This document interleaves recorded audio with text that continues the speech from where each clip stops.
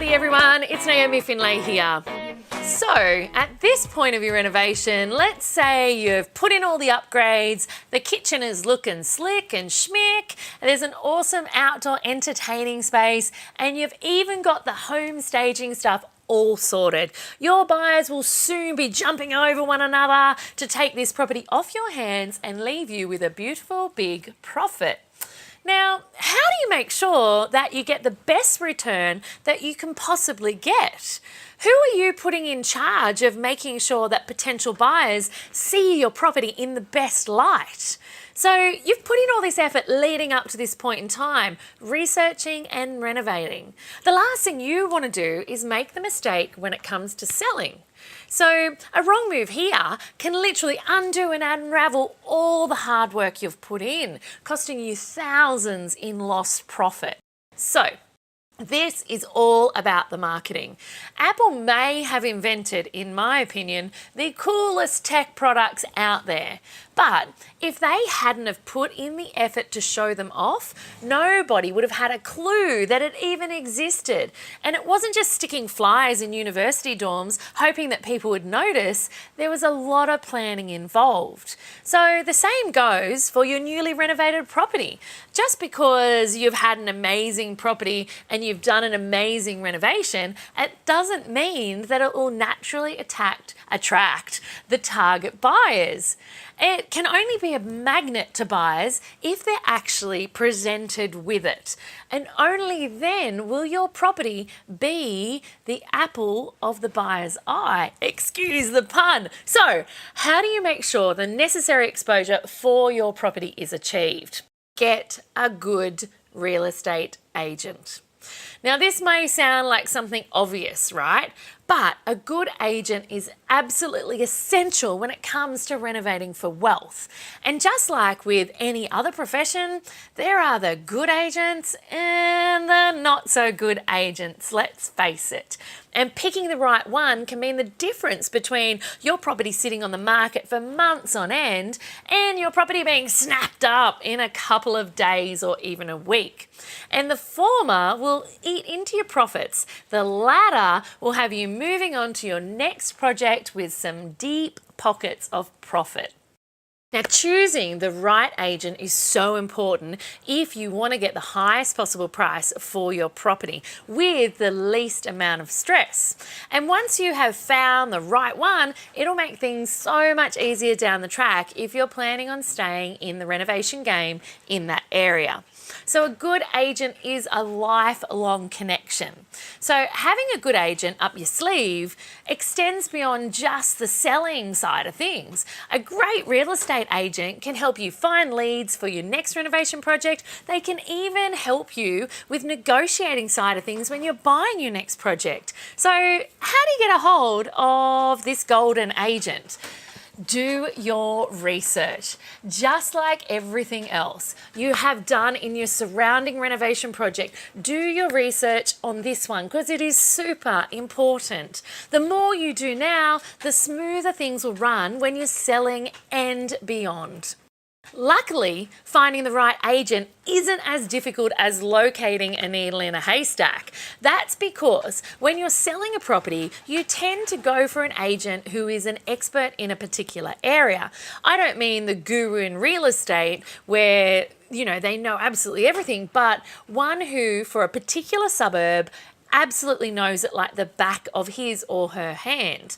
So you could start by looking up other properties currently selling in the area. Online databases like realestate.com.au and domain.com.au will give you the names and contact details and even the photos of these agents who are working on these properties. Now, your research doesn't end there. Looking at these databases will give you a really good idea of who is available to you, but it doesn't give you much more than that. One of the best ways to narrow down your search is to get physical, and I mean getting physical by showing up at open home inspections. attend the open home inspections of the agents that you're looking at. And by being present at these inspections, you will not only be able to see the types of houses the particular agents are selling, but you'll also be able to get a really good picture of how they treat both the home and their clients. And that information is priceless. That's the stuff that will help you to decide between going with agent A or agent B. So you don't have to go freshly renovated houses only, or ones that have 4 bedrooms like yours. There is a way to gauge an agent showing off any potential property to any potential buyer. So imagine you are David Attenborough, for example. You are observing the agents in their natural habitat. You aren't interfering, you're just making mental notes for yourself. So here are some of the things that you should be noting down as you're observing them in their habitat. Number 1, how does a real estate agent communicate with potential buyers? So when it comes to buying a property, potential buyers like to view homes in their own way. Some like it when the agent gives them a lot of guidance and explains everything, while others like to just be left alone unless they have a question.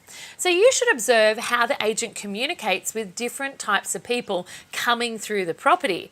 Is he using the same exact approach to all of them, or is he catering and matching to the buyer's needs? Can you see him selling your home in that approach? The second thing to look at is how is the agent acting at the inspection? Communication between people goes way beyond just talking. Body language plays a huge role in making people feel comfortable, and enthusiasm is addictive. So if the agent is bubbly and excited about the property, then that sends one message. Or is he using the same monotone voice and everyone and practically throwing flyers at the buyers? First impressions count, and it's not just the first impressions of your house, but also the person that you choose to represent both you and your property. So buyers will feel disinterested if they get a disinterested vibe from the agent. Now, the third thing you need to be looking for is the agent doing follow-up? Did you get a call after you attended the inspection? Follow-ups are a great way to remind buyers about the property they just saw and to give them more information that maybe they didn't get a chance to get during the inspection. Plus, if a buyer is really interested, they will want to know more about the property, and a follow-up call is a fantastic way to fuel that interest. Now, number 4, the fourth thing I want you looking at, was the agent on time? I want you to always keep in mind that potential buyers are busy. They might have plans to attend to, a different property inspection that they need to get to, and they can't afford to wait for an agent who is running late. Punctuality is key in a lot of things in life, and open inspections is definitely one of them. Sure, traffic happens, but if an agent has been in the business for long enough, they'll know that the sale of a property is banking on him being on time. So potential buyers who are kept waiting become frustrated, and they don't end up leading to good buyers or good profits for you. Now, the fifth thing that I want you looking at in regard to your agent, did the agent highlight the best parts of the property? Lastly, you've put in all of this effort in renovating a property. The renovated kitchen and the open plan living are now standout features that you want to show off. They're your strongest selling points for a property, for example, and you want them to be portrayed as such. So look at how the agent speaks about the property, how they highlight this during an open home. Is the agent doing a generic sweep, or is he honing in on the best features? Look at how the property has been shown on paper, and do you think that the photos do the property the best justice? So all of these questions and observations will help you zoom in on your perfect agent, and the agent will be an asset far beyond just selling this project at lightning speed and at record price. Hey everyone, I hope you enjoyed today's episode of Flipping Friday. Don't forget to hit the subscribe button down below so you don't miss a thing, and I'll see you on Sunday.